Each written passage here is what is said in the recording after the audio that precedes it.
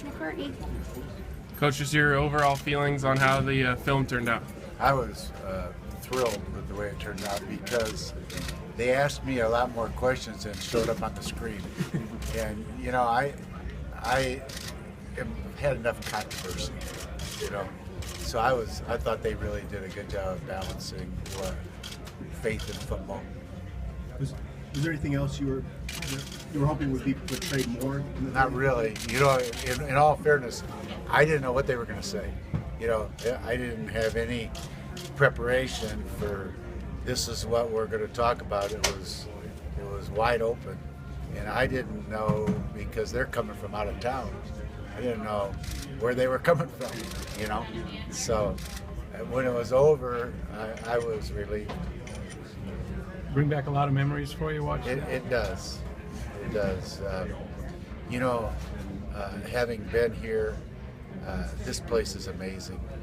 Boulder, the best kept secret all across college football is Boulder, Colorado. I mean, honestly, this is as good as it gets. And coaching at Michigan and then in that big stadium and being in the Big Ten and then coming here, that's when I learned that. When I played at Missouri, we came here and played one time. So I remember as a young player being taken back by the beauty of Boulder. But coming here, coaching here, I came to discover, realize, and understand this is as good as it gets. College football, this is really special. Coach, one of the things that stood out to me when I watched it was the clear kind of love and admiration your former players have for you still now as adults. What did that mean for you to kind of revisit that and see them as grown men and still have that kind of admiration for what you did for them? Yeah, you know, when you get out of coaching, you get disconnected. And so I hadn't seen those guys for the most part. And I didn't know what was in their hearts. So when they came to my house that day, I was ready for anything. And it really blessed me to hear the way they look back. Because the truth of the matter is, when I was coaching here, I was demanding. I didn't take any. I came from Bo Schembechler. Schembechler won more games in a 20-year stretch than any coach in all of college football. I was with him for 8.5 years. And he was a disciplinarian. He was a Woody Hayes disciple.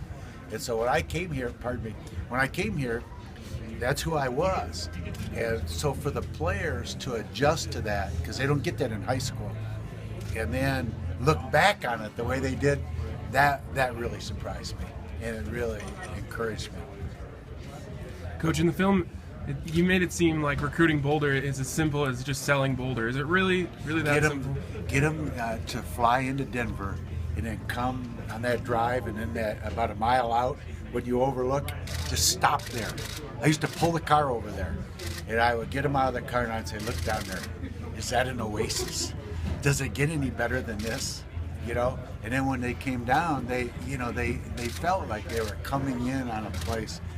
And when I was in the home, first you got to try to get them to visit because many of them were from out of state. California and Texas is where so they didn't know what was in Boulder. It's not widely publicized what's in Boulder. But once you show them Boulder and you say, now look, the next 4 or 5 years out of your life, you're going to lay a foundation that's going to be a springboard to the rest of your life.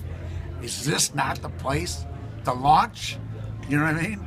And I mean, that's what I believed, and that's what I sold. And during the time that I was here, we ended up having the best players, not the best coaches. We were able to recruit the caliber of athlete here where we could line up with anybody and look them in the eye. Anybody. The Notre Dames and the Nebraskas and the Oklahomas. Remember, back in that day, Oklahoma and Nebraska were two of the top 5 programs in the country. Switzer and Osborne, they're legendary. We could look them right in the eye.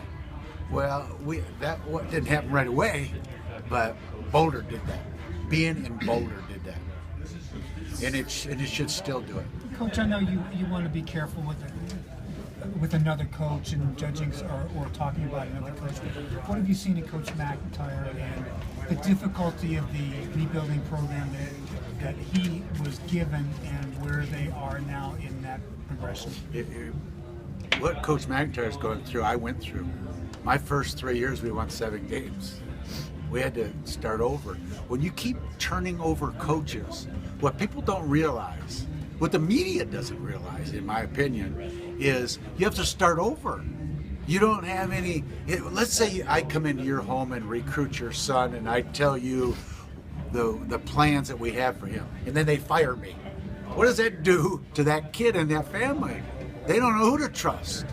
It's all about trust, because you get these kids to play as hard as they can for 60 minutes. That takes trust. That takes a bond. That takes a commitment, a resolve, that you don't just step into that. When kids are in high school, almost always, they don't play at the pace that you need to play at to win here. So you gotta develop that. And when you keep turning over coaches, you undermine it. I honestly don't believe people understand what happens when you change coaches. Having said that, I think we got the right guy. Just stick with him, believe in him, and watch. Because what I see in him is a really fine man who's a man of his word and who loves football. He comes from a football family. So I'm ready to take our time and let this thing get built the right way. And then I think in the Pac-12 we can be competitive for the foreseeable future. But right now, we're building something.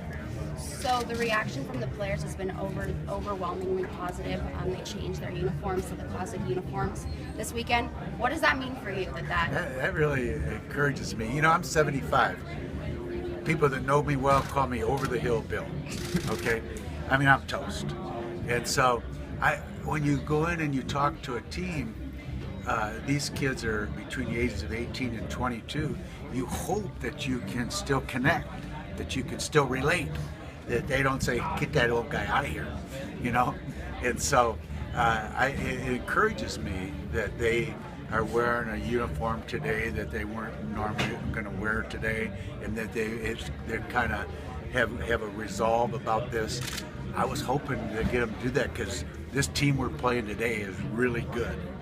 And if we're going to have this team can still go to a bowl game, but they got to win this game today. Then you could make a case for them going to a bowl game, but they got to win this game today. This game is big today. This is the biggest game of the season. They have not played a game of this importance yet, in my opinion. How much joy do you get out of watching Derek play out there? My grandson, Derek, he hung the moon, okay?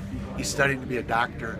He's humble, he's gracious, he's a great kid, he's a team player, he loves being a Buffalo. All those things are just a treat for me to watch this unfold. I just think Derek is a dynamo. Have you heard from any knowledgeable Nebraska fans about what that N stands for? Well, let's just say as far as Nebraska is concerned, we don't play them anymore, so we salute them. anything else for Coach McCartney? Thanks, Coach. Okay. Thank you.